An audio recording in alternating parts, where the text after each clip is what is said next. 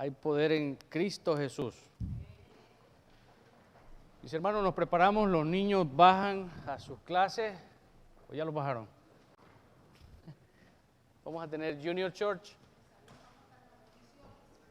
Van a estar en el salón, ok, perfecto.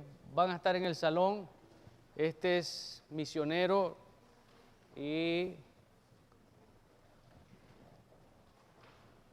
van a estar ahí los muchachos. Los que tienen bigote no pueden bajar.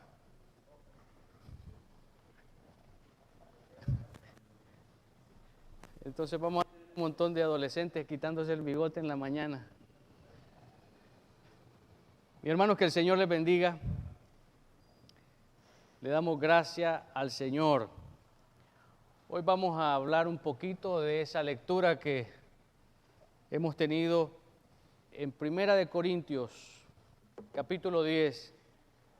Yo considero que todo el capítulo 10 es muy importante. Cuando se habla de idolatría, yo quiero mencionar esto, no solamente son ídolos, son imágenes, sino también muchas cosas que nos quitan el enfoque, hacia Cristo Jesús, que nos quitan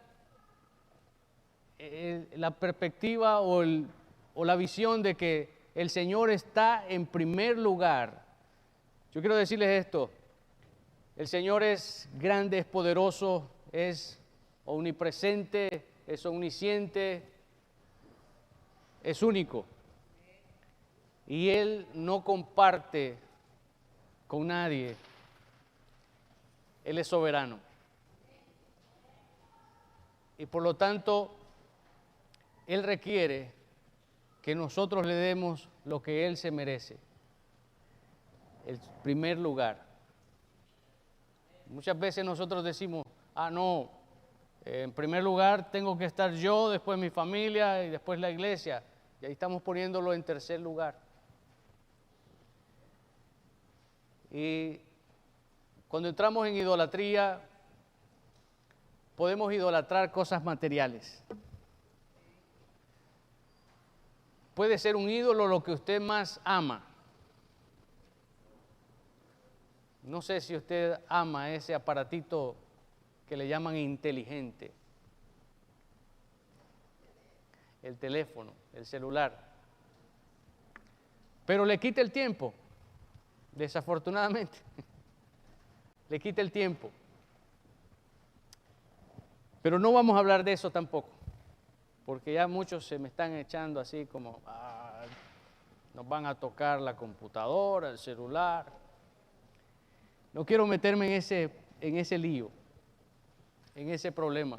Yo quiero hablarle de lo que dice la palabra cuando nos descuidamos, cuando nos desenfocamos, que tenemos un Dios grande y poderoso.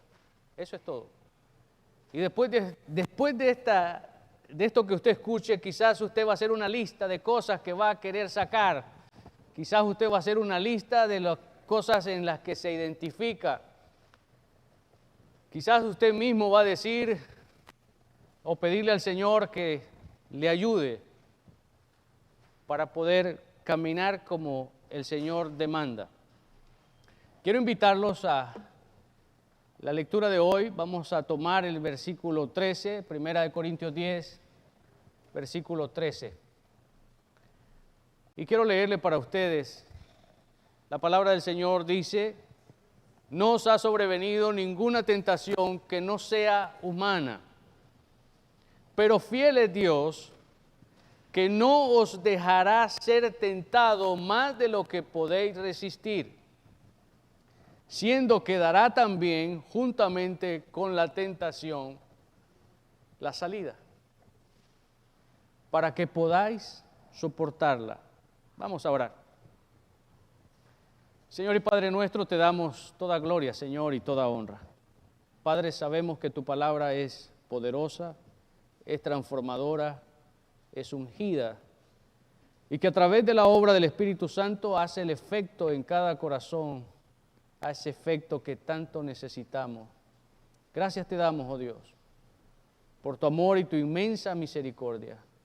Ayúdanos, Señor, a presentar tu palabra de una manera sencilla, humilde y que todos podamos ser edificados.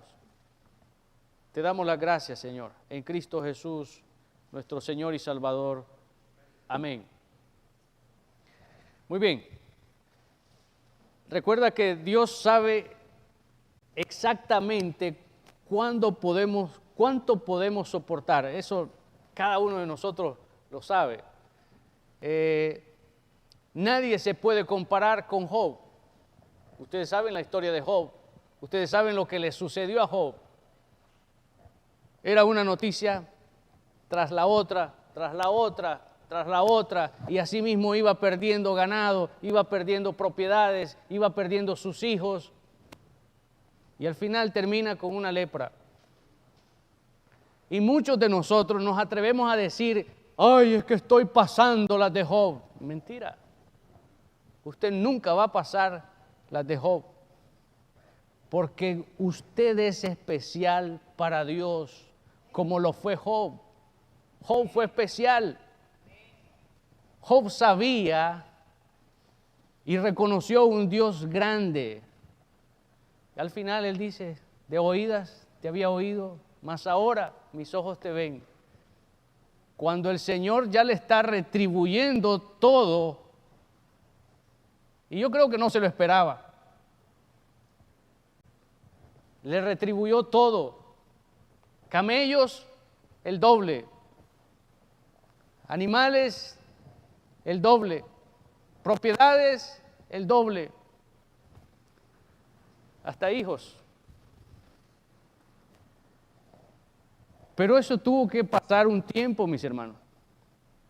Eso no fue así como nosotros lo esperamos. Que a veces estamos con la soga al cuello, pero no queremos ni creer y tenemos temor de lo que va a suceder.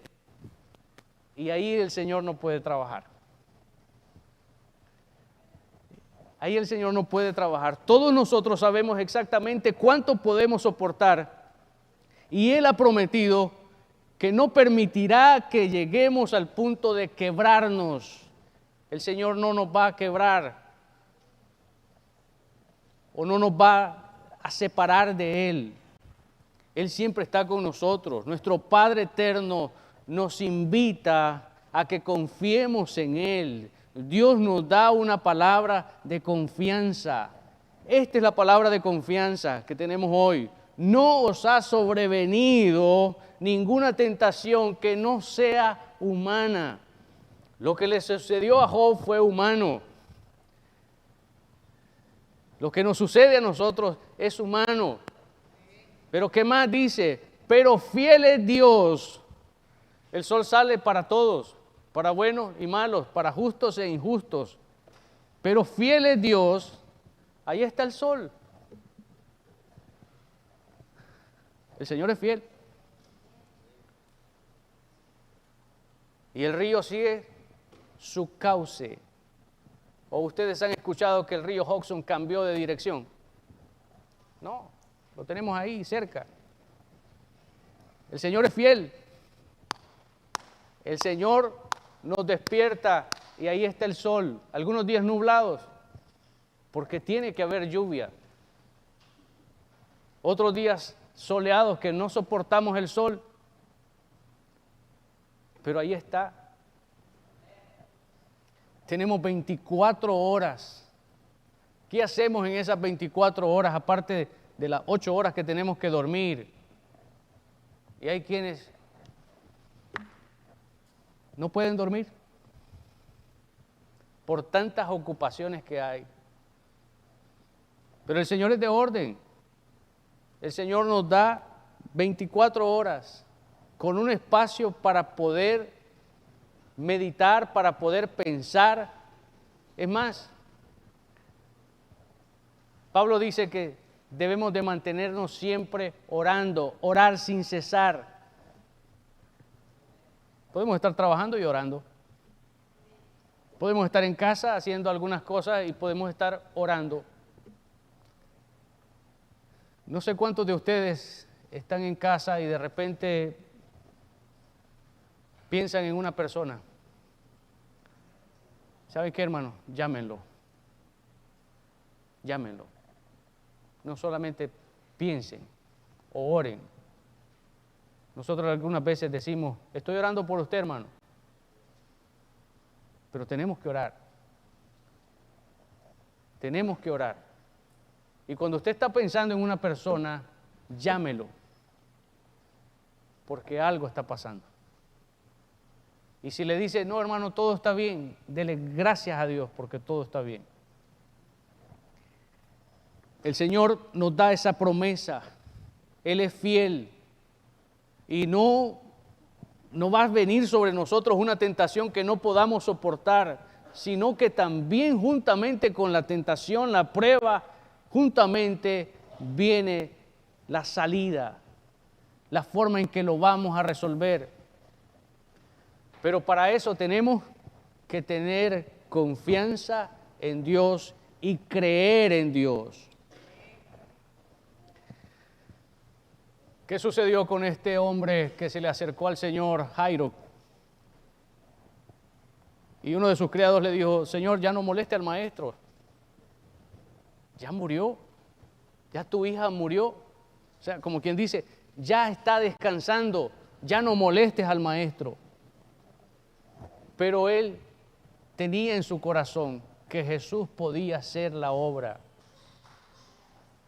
No tenía temor de acercarse al Señor y también creía que Él iba a hacer la obra. Y el Señor se lo dijo, no temas, cree solamente. Y fue y salvó y revivió a esta joven. Mi hermano, lo peor que nosotros podemos pensar es que Dios está detrás de todo nuestro dolor, de todo nuestro sufrimiento, que lo que estamos viviendo es un castigo de parte de Él. No piense eso es lo peor que nosotros podemos pensar, que una enfermedad o que una adversidad es un castigo de Dios. Eso no es así. Dios no quiere que nosotros suframos o que pasemos por tiempos de decepción para poder recibir bendición de parte de Él. Él no quiere eso. No es así. Eso no existe. Es cierto que el Señor disciplina a los que ama. Eso es una verdad. Al que ama, el Señor lo disciplina. Y usted lo puede ver con sus hijos. Usted lo ama, pero se están portando mal. Entonces tiene que disciplinarlos. Y el Señor tiene sus formas de cómo disciplinarnos a nosotros. Pero una enfermedad, un castigo, eso no es castigo. Una enfermedad no es castigo. El no tener trabajo no es castigo. El no saber administrar nuestras finanzas no es castigo de Dios. Es la forma en que nosotros hemos sido educados. No alcance el dinero en casa, ¿qué está pasando? Y ahora me han cortado las horas de trabajo, ¿qué está pasando? Eso no es castigo de Dios. El Señor nos invita a que seamos buenos administradores. ¿Qué dice su palabra? Buscad primeramente el reino de Dios y su justicia. Y todas las cosas vendrán por consecuente, vendrán llegando en su lugar. Si usted necesita eso y se lo pide al Señor, el Señor se lo va a dar en su tiempo, en su momento y en la hora que Él desee, no cuando nosotros querramos. Siempre, Dios no es el autor de la confusión en nuestra vida. Él tiene un balance. El enemigo a menudo trata de herirnos, trata de trastornar la voluntad de Dios. Incluso usa a aquellos que están a nuestro alrededor. Y esa es una lucha, esa es una batalla. Y todos los días nosotros tenemos una lucha constante. Nuestra lucha no es contra sangre ni carne, no es contra el hermano, no es contra el vecino. Nuestra lucha es más allá, nuestra lucha es espiritual. Pero el Señor está en control de todo eso. No estamos solos, el Señor está peleando por nosotros. Hemos aprendido a través de su palabra que Dios continúa siendo fiel, que no nos dejará ser tentados más de lo que podamos resistir. Que el Señor conoce todas nuestras luchas, nuestras batallas, que todas nuestras luchas Él las ha peleado primero, Él las ha peleado por ti. Esas luchas que yo tengo, el Señor las ha peleado por mí. Y sabemos que la palabra final la tiene el Señor. La última palabra la tiene Dios. Él es el único que juzga todo lo que hacemos, que califica cuán eficaz hemos sido. Él es el único. Él sabe, Él conoce nuestro corazón. Ahora mismo el Señor está trabajando. Trabajó en mí. Trabajó, sigue trabajando y va a trabajar en mí. Porque así es el Señor. Porque nunca voy a llegar a ser perfecto hasta cuando nos presentemos delante del Señor. Entonces sí. Todo esto imperfecto que tenemos se va a terminar. Todo esto imperfecto, nuestra forma de pensar, nuestra forma de ver, nuestra forma de hablar, todo esto se va a terminar cuando nos presentemos delante de Él. En 1 Corintios 10:12 nos dice, así que el que piensa estar firme, oiga bien esto, mire que no caiga. Y esto me llama mucho la atención. Hay muchos que andan con una regla, con un metro. Yo soy más espiritual que este. Oh, este está chiquito. Ah, este todavía no ha crecido. No se trata de eso. Se trata de que todos estamos en el mismo camino. Todos estamos buscando la santidad de Dios. Todos estamos en el taller del alfarero. ¿Cuántas vasijas hay aquí? Pero el Señor sabe qué necesidad tenemos. Hay unos que nos hace falta la orejita, se quebró por un golpe, pero el Señor la va a reparar. Hay otras vasijas que tienen una grieta. El Señor se va a encargar. O la repara o la vuelve a hacer nueva. Pero es más probable que la haga nueva. Porque al Señor no le gusta reparar. Al Señor no le gusta reparar. Él todo lo hace nuevo y lo hace perfecto. Así que el que piensa estar firme, mire que no caiga. ¿Qué quiere decir el apóstol Pablo cuando advierte a sus hermanos en Cristo? Tengan cuidado, no sea que caigan. ¿Estaba Pablo preocupado de que estos creyentes estuvieran en peligro de caer en gran pecado de la carne? Yo me hice esas preguntas. ¿De qué está hablando Pablo? Pero es cierto que en Corintio era una gran ciudad comercial, llena de entretenimientos, pero no solamente entretenimientos, eran entretenimientos mundanos e inmorales que conducían al pecado carnal. De eso es que Pablo está hablando y está visualizando estos mis hermanos que salieron del lodo cenagoso, estos hermanos que estaban metidos en la inmundicia, ahora llegaron a los pies de Cristo y ahora tienen todos los dones espirituales, tienen toda la bendición de Dios, Pero ¿por qué Pablo les dice, tengan cuidado y no caigan? Vamos a llegar a eso. Y quiero que me puedan entender. A estos es que Pablo se dirige en esta carta. Pablo sabía que muchos cristianos ahí se habían complacido en pecados carnales antes de ser salvos. Él lo sabía muy bien. Y yo quiero traer a memoria que igual que a nosotros, Jesús ha hecho una obra en cada uno de nosotros. El Señor nos ha librado.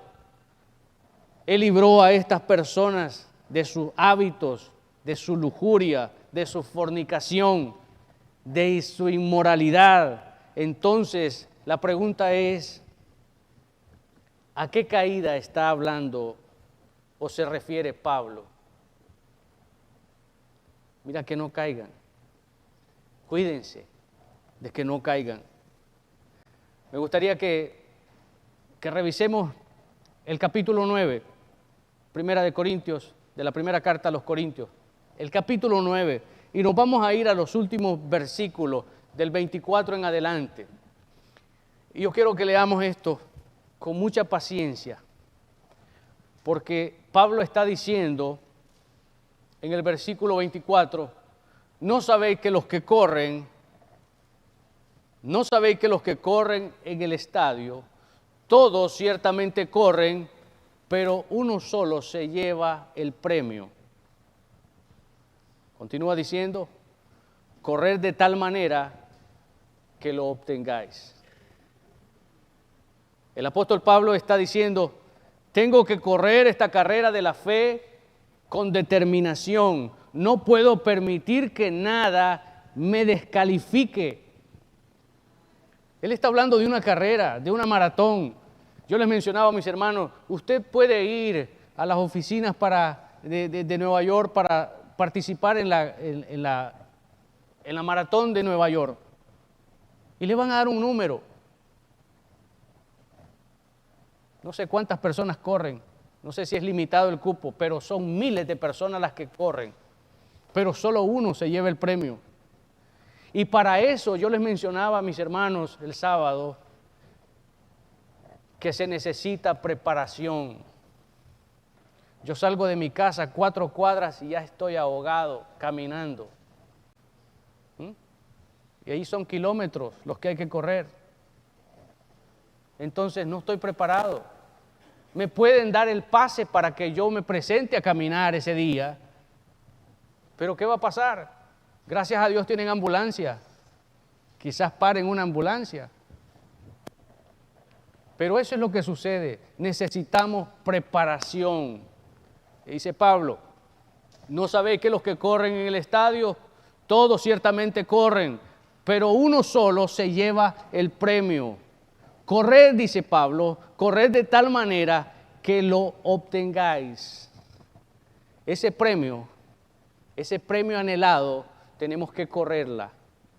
El apóstol Pablo está diciendo, tengo que correr esta carrera de la fe con determinación. Yo sé que ese premio es mío. No puedo permitir que nada me descuide. Por lo tanto, si quiero terminar esta carrera y lograr llegar a la gloria de Dios, tengo que someter mi carne bajo la voluntad de Dios. Cuando digo carne, estamos hablando de esos deseos que uno tiene. Tengo que someter todos mis deseos que no glorifican a Dios. Cuando hablo de deseo, hay deseos buenos y deseos malos. Deseo estar en la casa de Dios, eso es lo que decía David. Prefiero estar en la casa de Dios un día que 1000 fuera. Ese es un deseo. Anhelo que el Señor conceda las peticiones de mi corazón. Ese es un deseo, y es un deseo bueno. Y me edifica, me hace crecer, me hace confiar en el Señor, tener fe. Pero cuando pasamos horas perdiendo el tiempo.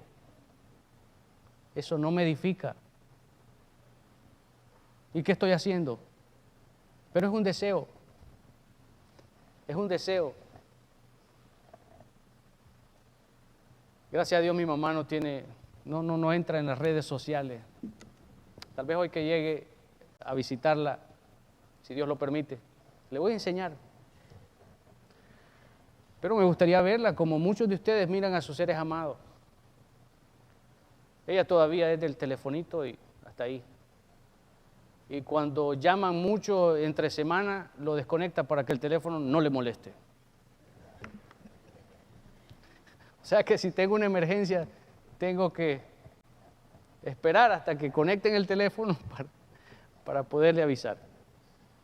De eso está hablando Pablo. Debemos de entregar toda nuestra voluntad carnal en las manos de Dios. Tengo que someter mi carne bajo la voluntad de Dios.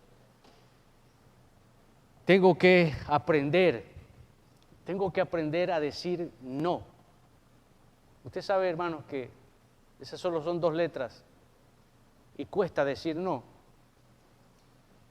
Cuesta. Entonces uno aprende a decir no. Tengo que aprender a decir no a muchas cosas que no glorifican el nombre de Dios y me roban mi tiempo. Y usted puede hacer una lista. Usted ahora mismo, con lo que yo le estoy diciendo, usted puede hacer una lista. Haga 2 columnas. En un papel en blanco, ponga las cosas que glorifican a Dios y las cosas que no glorifican a Dios. Y comience a hacer su lista. Y entonces usted va a ver como una balanza, eso va a ser como una balanza. ¿Cuántas cosas hago que no glorifican a Dios? ¿O cuántas cosas hago que glorifican a Dios? Usted se va a dar cuenta. Y eso me preocupa, porque es un ejercicio que yo lo he hecho. Y me preocupa. Y me preocupa. No me preocupara si quedáramos even, como dicen en inglés, igual. Ahí sí no me preocupara. Pero me preocupara también porque el Señor dice, por cuanto no eres ni frío ni caliente, sino que eres tibio. Ese es tibio, ese estar even, hago cosas que no glorifican a Dios y hago las mismas cosas que glorifican a Dios, eso es estar tibio. Tenemos que pasar, para que me entiendan, Dios está en primer lugar. Y las cosas que no glorifican al Señor están en segundo lugar. Usted tiene que levantar las cosas que glorifican a Dios. Aumentar esas cosas que glorifican a Dios. Para que minimice las cosas que no le glorifican a Dios. Y entonces usted va a estar sometiendo su voluntad y su carne en las manos de Dios. Eso es. Versículo 25. Porque estamos hablando de esa carrera que Pablo dice. Todos aquellos que luchan, de todo se abstienen. Oiga bien. Todo aquel que lucha, estamos en la carrera, en esta carrera que hemos emprendido, una carrera de la fe. Todo aquel que lucha, de todo se abstiene. Está aprendiendo a decir no. Ellos, a la verdad, para recibir una corona corruptible. Los de la Maratón de Nueva York van a recibir una medalla. Pero nosotros nos preparamos para recibir una corona incorruptible. Pero nosotros vamos a recibir una corona incorruptible. Versículo 26. Así que yo de esta manera corro. No como a la aventura, de esta manera peleo, no como quien golpea al aire. ¿Y con quién estás peleando? Estoy peleando con el aire. A eso dice Pablo. ¿Qué más? No como quien golpea el aire, versículo 27, sino que golpeo mi cuerpo diciendo, no, esto no me conviene, esto no me edifica, esto no me hace bien. Y cuando usted comience a hacer esa lista, usted se va a dar cuenta que va a comenzar a revisar sus pensamientos, va a comenzar a revisar su corazón y va a comenzar a revisar lo que usted dice. Y va a comenzar a revisar lo que usted hace. Hay cosas que nosotros hacemos que a los demás no les gusta. Y no deberíamos de hacerlo. Pero como soy yo sí lo puedo hacer. Porque así soy. Porque eso me lo heredó mi abuelo. Entonces va a seguir así toda una vida. Y no estamos en eso, no estamos siguiendo tradiciones. Estamos aprendiendo lo que la palabra del Señor nos enseña para poder llegar ¿a dónde? A tener ese premio que el Señor ha preparado para nosotros. Pero tenemos que correr legítimamente la carrera. Pablo estaba refiriéndose a los pecados de la carne, a todo aquello que no edifica a Dios. Estaba él diciendo que él mismo tenía que evitar caer en el pozo de la concupiscencia. Yo mismo tengo que revisarme para no caer en el pozo carnal de la inmundicia. ¿Qué hago? ¿Qué digo? ¿Qué pienso? ¿Cómo es mi forma de actuar con los demás? Tenemos que revisar todo eso. No por nada tenemos el libro de los Hebreos, mi hermano, la carta a los Hebreos. Y yo quiero que le demos una revisadita también a esta parte del libro de los Hebreos, que tiene la respuesta del tipo de pecado del cual Pablo está hablando. Una vez más, el contexto de una carrera lo retoma en Hebreos. Y dice Hebreos capítulo 12, versículo 1. La palabra del Señor nos dice: por tanto, nosotros también, teniendo alrededor nuestro tan grande nube de testigos, oiga bien eso, despojémonos de todo peso y del pecado que nos asedia. Y corramos, una vez más, y corramos con paciencia la carrera que tenemos por delante. ¿Qué nos pide? ¿Qué nos pide? Que nos despojemos de todo peso que nos asedia. Esta gente que corre en las maratones van livianos, hermanos. Yo creo que pesa más el cartel que les dan que la camiseta que ellos usan. Ellos siempre buscan lo que pese menos. Sus vestiduras son livianas para poder avanzar, para poder caminar, para no sentir ese peso en sus hombros. Yo ahora mismo tengo como unas 10, 15 libras encima de mí. La ropa pesa.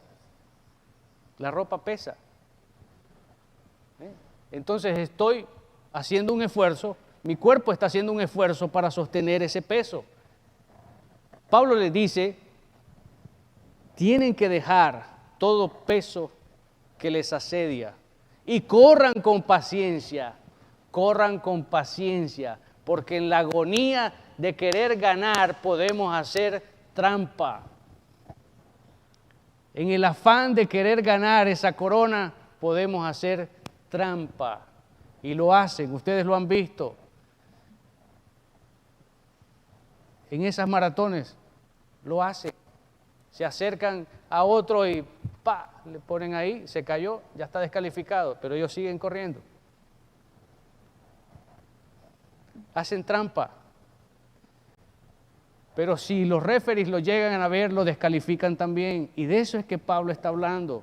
Tenemos que correr la carrera, pero tenemos que correrla como debe de ser. El único pecado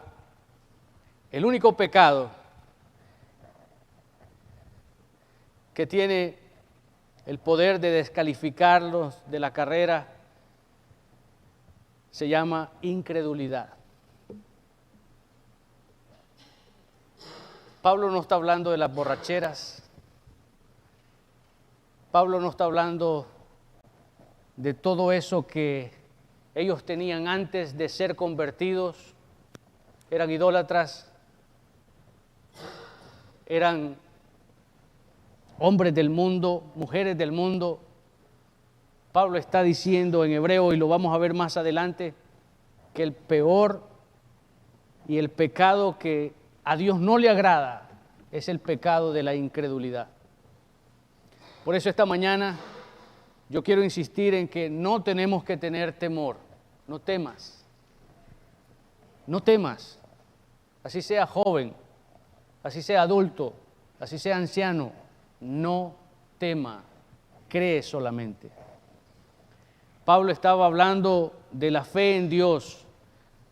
Él nos enseñó que somos salvos por la fe. Si hemos leído las cartas del apóstol Pablo, él nos enseña que somos salvos por la fe, que somos justificados por la fe, guardados por fe, y tenemos que vivir por fe, proclamar la fe, vencer por fe, pelear la buena batalla de la fe. Pablo está diciendo con autoridad, debemos, dentro de todas las cosas que hemos aprendido y que hemos predicado y lo que hemos vivido en la fe, tenemos que traer cada una de ellas y ponerlas en práctica.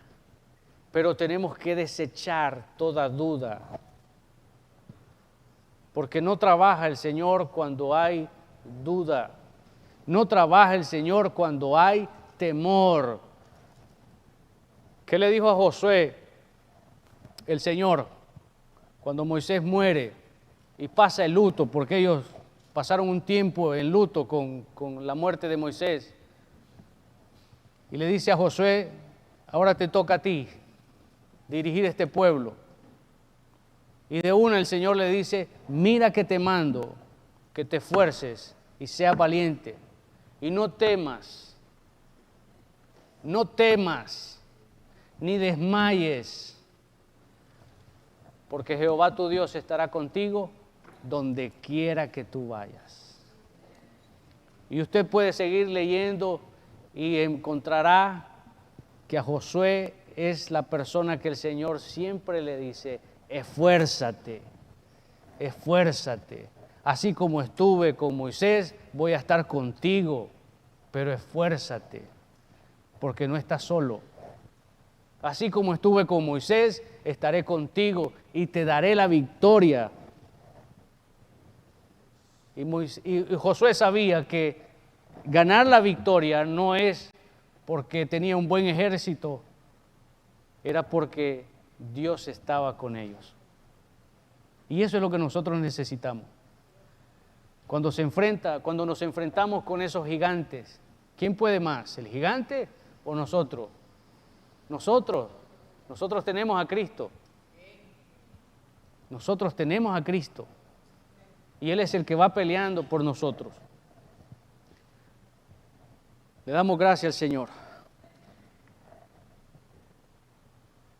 Dice en Hebreos también, capítulo 12, versículo 2, que nosotros tenemos que poner nuestra mirada en el autor y consumador de nuestra fe, Cristo Jesús, el cual dice, por el gozo puesto delante de Él, sufrió la cruz, menospreciando el oprobio, y se sentó a la diestra del trono de Dios. Eso es. En esto debemos de pensar nosotros. Aquel que lo dejó todo, Cristo Jesús dejó su trono de gloria y vino a habitar entre nosotros. El reino de los cielos se ha acercado, ha llegado ese pedazo de cielo, esa bendición grande, poderosa a nuestras vidas a través de Cristo Jesús. Y no nos falta nada. Estamos completos en Cristo Jesús. ¿O nos falta algo? No nos falta nada. Lo tenemos todo en Él. Piensa en esto. Piensen en esto, mis amados hermanos. Si Dios descalificó a Israel, si Dios descalificó a su pueblo escogido a causa de su incredulidad,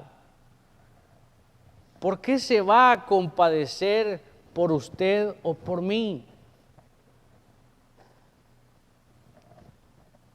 ¿Me está entendiendo? ¿Quién es el pueblo escogido por Dios? Ese pueblo que el Señor lo sacó de esclavitud, que lo hizo pasar por un desierto, pero dice que lo descalificó. ¿No puede hacer lo mismo conmigo? ¿No puede hacer lo mismo con usted? Tenemos que pensar en eso. Ese pueblo escogido, el Señor lo descalificó. ¿Por qué? Ese mismo pecado de la incredulidad nos puede descalificar a nosotros, a cualquier persona, a cualquier creyente. No podemos dejar que continúe como si nada en nuestras vidas. Tenemos que lidiar, tenemos que luchar contra el pecado hasta el punto final, darle un golpe fatal y dejarlo fuera de combate. Eso es lo que nosotros tenemos que hacer. No tener ninguna relación con el pecado. Y entonces vamos a ser bendecidos. Y entonces van a llegar las bendiciones como nosotros lo anhelamos en nuestro corazón. Pero entonces, volvamos a esa lista que les dije con 2 columnas, las cosas que glorifican a Dios y las cosas que no glorifican a Dios. Yo tengo que sacar los malos pensamientos, porque no me glorifican. Yo tengo que aprender a demostrar que sí soy hijo de Dios aquí en la iglesia, en mi trabajo, en el hogar y donde quiera que yo esté. Porque hay muchos de nosotros que decimos ser creyentes y somos bien diferentes cuando estamos en la calle. Nos encontramos un amigo, un viejo amigo,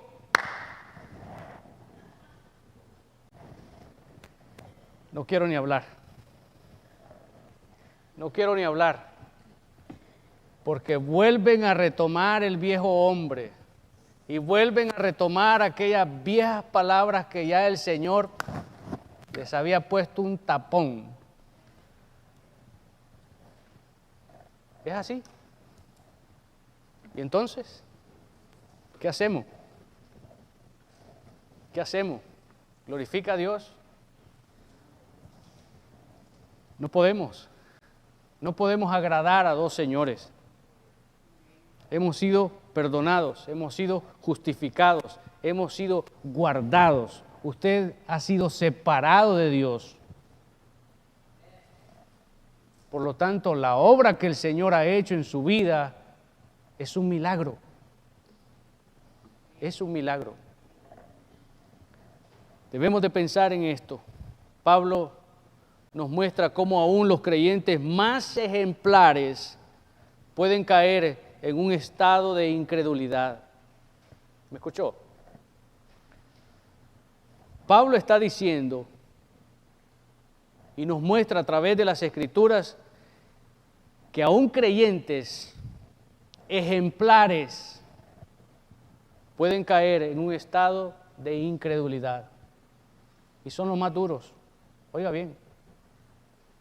Cuando entran en un estado de incredulidad, son los más duros. Déjeme aclarar esto. Pablo nos lleva al pasado para ver a nuestros padres. Estoy hablando de los antepasados. Para nosotros que estamos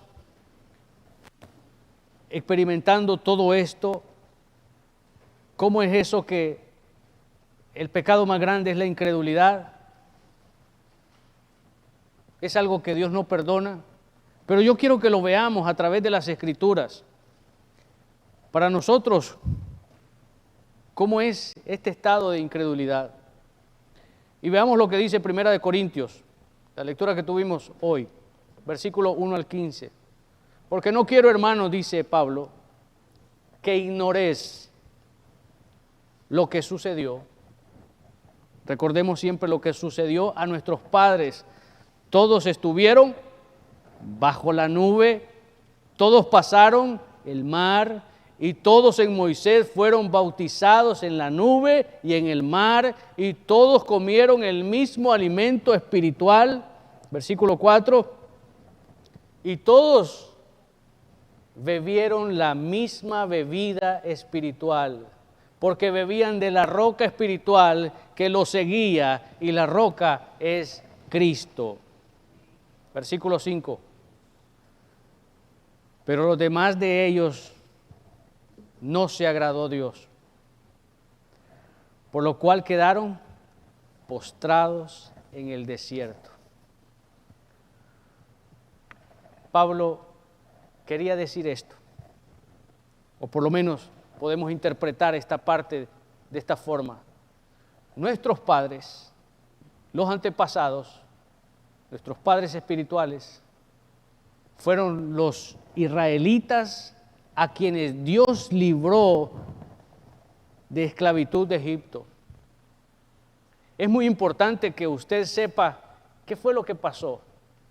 Es importante que nosotros repasemos las Escrituras y nos demos cuenta qué es lo que pasó. Pablo está detallando, está diciendo de cómo Israel fue guiado sobrenaturalmente por una nube como guía durante el día y la noche. Eso es lo que Pablo está diciendo. Recordemos cómo ellos fueron guiados, cómo fueron protegidos en el desierto. Fueron sacados de situaciones imposibles por el poder de Dios. Pasaron a través de las aguas del Mar Rojo. Pasaron en seco. El Señor abrió los mares y su pueblo pudo pasar. Y al llegar al otro lado, ellos tuvieron un canto de victoria. Un canto de victoria. Y eso es lo que nosotros necesitamos. Yo no sé cuál es el mar que usted está pasando, pero ya el Señor lo abrió. Y no es para que usted llegue al otro lado y diga, Señor, gracias, pero a los días se le olvidó lo que el Señor hizo. Eso fue lo que estos hombres hicieron. Fueron alimentados con el maná del cielo, esa comida espiritual y única, comida única de Dios, enviada del cielo. Fueron ellos los que comieron esa comida. Bebieron agua de la roca, manantial de vida que representa a Jesús.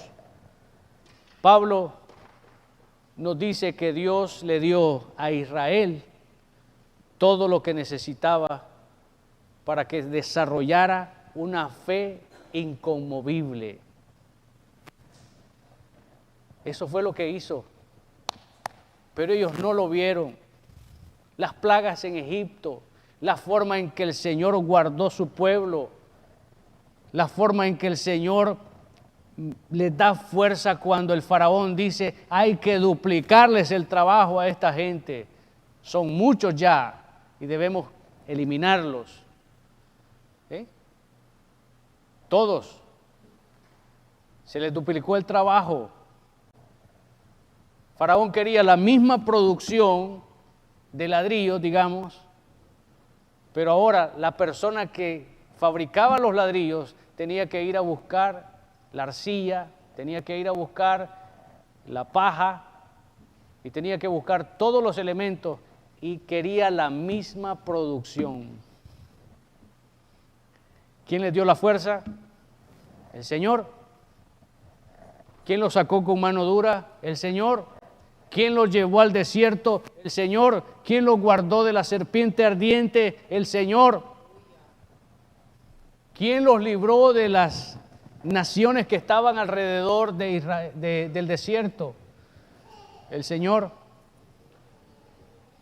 ¿Quién les prometió una tierra donde fluye la leche y la miel? abundante el Señor. ¿Y qué les pidió? Cree solamente.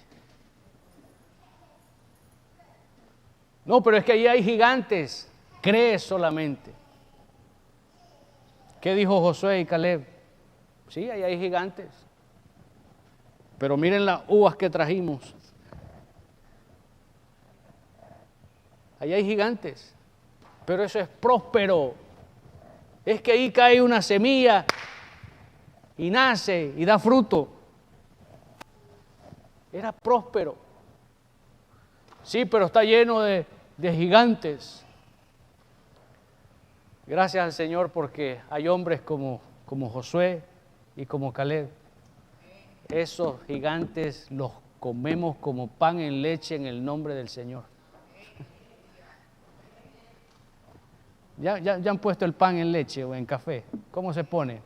Aguadito, ¿no? Entonces eso fue lo que dijeron ellos. Pero en el nombre del Señor. Quiero ir terminando con esto, mis hermanos. Ellos estuvieron, se llenaron. Israel no fue descalificado por adulterio. Israel no fue descalificado por fornicación. Israel no fue descalificado por homosexualidad. Israel no fue descalificado por alcohol. No fue descalificado por ninguna cosa, sino únicamente por incredulidad. Piense eso. Piense en eso. Israel no fue descalificado por todas esas cosas que hemos mencionado. Fue la incredulidad.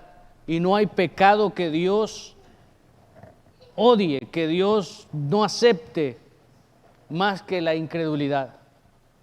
Yo quiero que nos vayamos a revisar Hebreos capítulo 3, versículo 17 en adelante, donde el Señor dice a través de Pablo: ¿y con quién estuvo él disgustado 40 años? Es una pregunta. ¿Con quién estuvo el Señor disgustado 40 años? ¿No fue con los que pecaron? ¿Cuyos cuerpos cayeron en el desierto? Y en la lectura de hoy, ahí nos dio el número de cuántos cayeron en un así, en un momento, cayeron.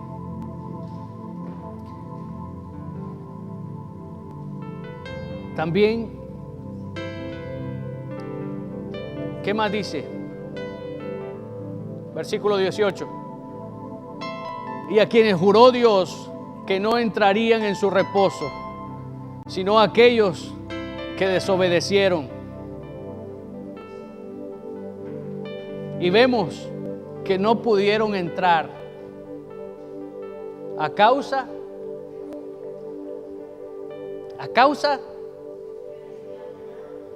de incredulidad.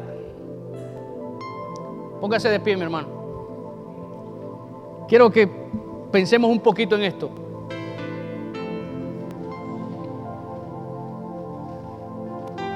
Algunas veces nosotros nos ponemos tan sensibles y ponemos a enumerar pecados. Ponemos a enumerar pecados inmorales, pecados personales, cuando el Señor nos ha dicho que nos amemos los unos a los otros y que no le hagamos a los demás lo que a nosotros no nos gustaría que nos hagan. Y el mandamiento principal que el Señor da es que amemos al Señor con todas nuestras fuerzas, con toda nuestra mente y con todo nuestro ser. Pero también, dice el Señor, yo les voy a dar uno semejante, y es amen a su prójimo Amen a esa persona que está al lado. Ámenlo como se aman ustedes mismos. Eso es lo que tenemos que hacer. Solo quiero terminar con esto. Dios nos estaba diciendo a través de lo que hemos visto: les he dado a mi pueblo todos los privilegios. Les he provisto milagros tras milagros. Los he librado de cada crisis a la que se han enfrentado. Y aún así, cuando viene la próxima prueba,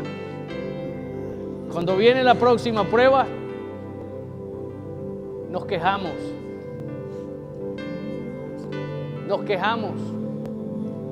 El Señor nos libra y nos saca de esta prueba. Pero cuando estamos entrando en la siguiente prueba que el Señor nos ha preparado, nos quejamos. ¿Por qué yo? ¿Por qué a mí? ¿Por qué a mi familia? ¿Por qué a mis hijos? Nos quejamos. ¿Dónde está nuestra fe? ¿Por qué pensamos que el Señor nos ha abandonado? Pablo, en todo esto que hemos hablado, está diciendo: Dios les ha provisto mucho más abundante que los milagros que Dios a nuestros antepasados. Pablo les estaba diciendo a los corintios, y esto es para nosotros en estos días: ustedes tienen aún más grandes privilegios que aquella generación. Nosotros tenemos más grandes privilegios. Hermanos,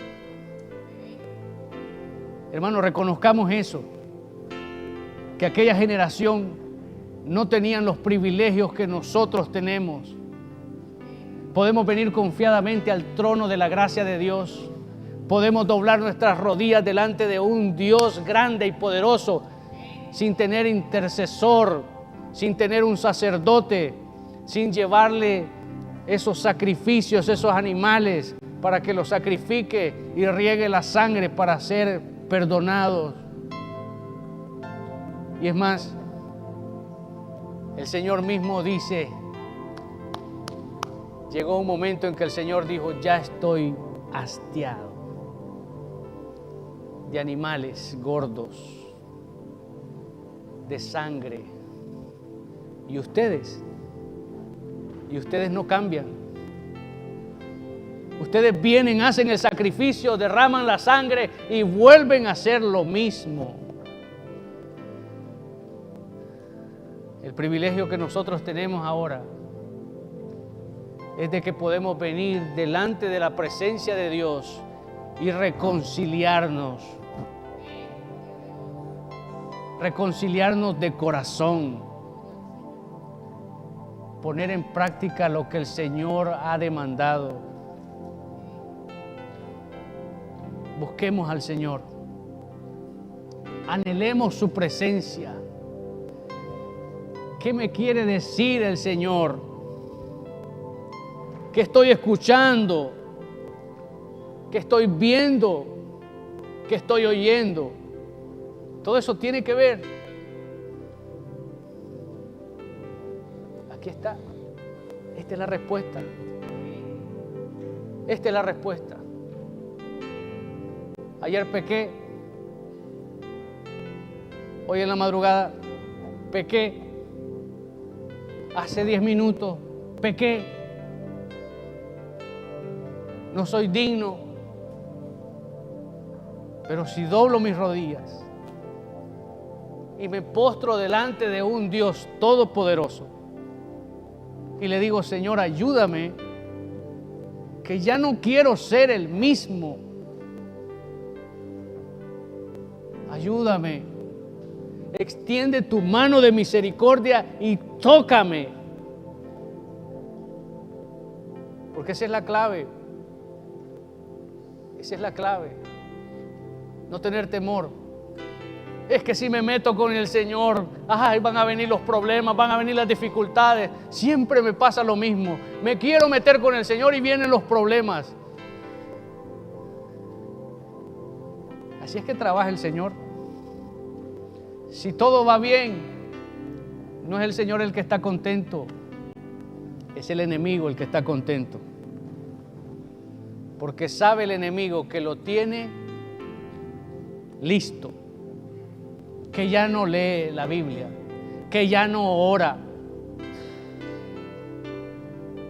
que ya no se reúne con los hermanos entre semana, que ya no quiere saber más que del domingo y el domingo a las 11 para ir a escuchar al pastor y espero que termine temprano porque tengo muchas cosas que hacer.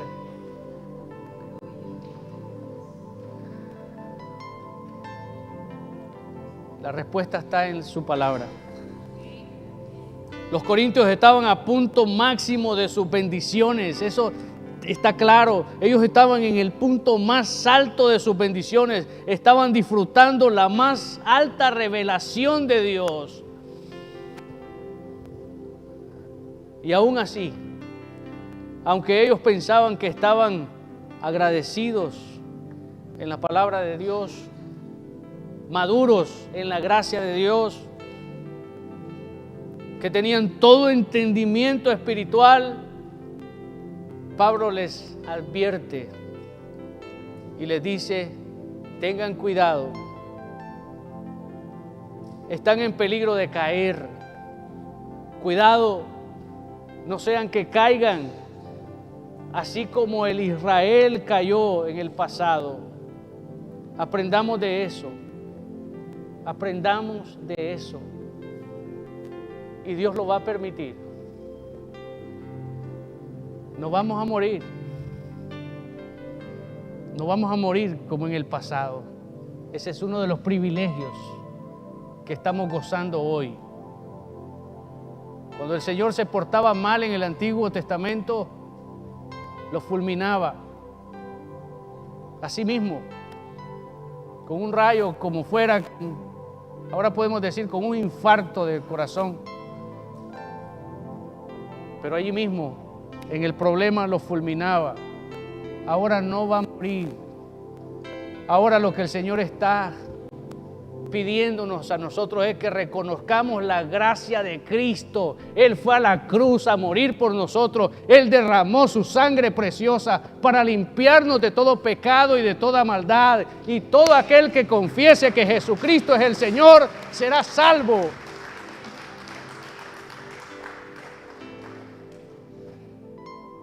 Crea solamente. Crea. Ahí donde usted está, siempre decimos eso, porque a algunos hermanos les da pena, otros lo hacen espontáneo, pero yo hoy lo que les voy a pedir es que se reconcilien con el Señor.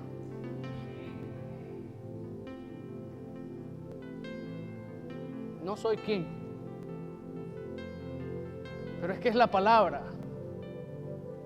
Es la palabra la que nos pide que nos reconciliemos con el Señor. Y si les estoy pidiendo que se reconcilien con el Señor, primero reconciliémonos mutuamente.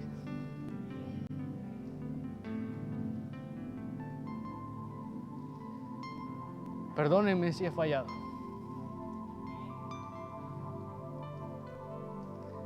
Perdonen. Perdonen si alguna vez he dicho que no.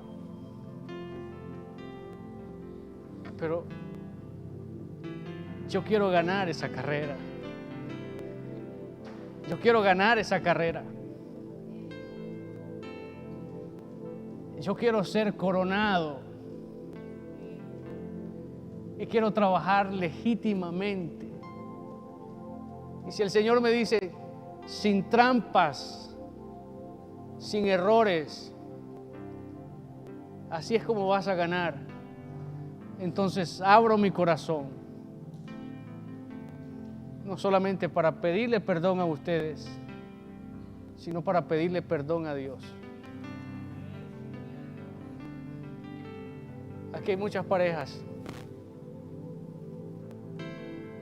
y yo les voy a pedir que se unan, que se tomen de la mano, que la abrace, no sé, son pareja,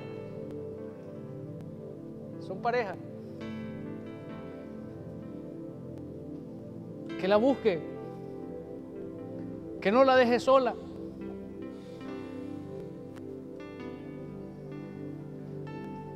Y quiero que le diga en este momento a su esposa, y que sea mutuo: tenemos un Dios grande, lleno de misericordia. Dígaselo.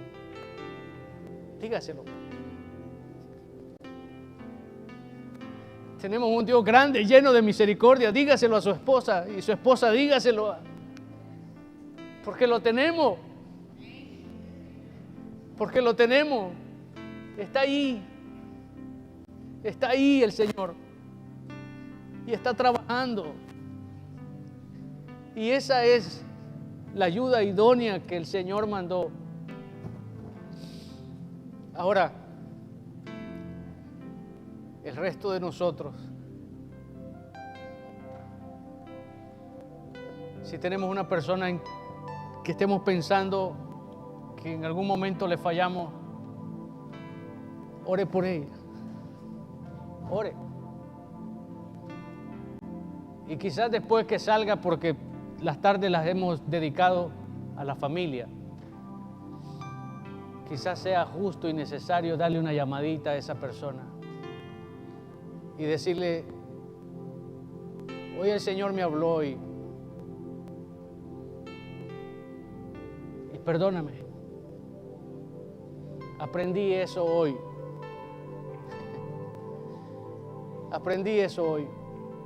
Aprendí a perdonar porque quiero creer más en Dios.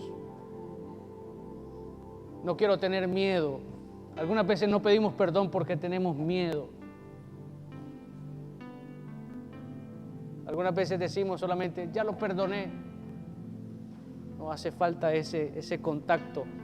Hace falta esa palabra de decirle: perdóname. Yo quiero orar por ustedes. Señor y Padre nuestro, esta mañana, Señor, tú nos invitas a la reconciliación.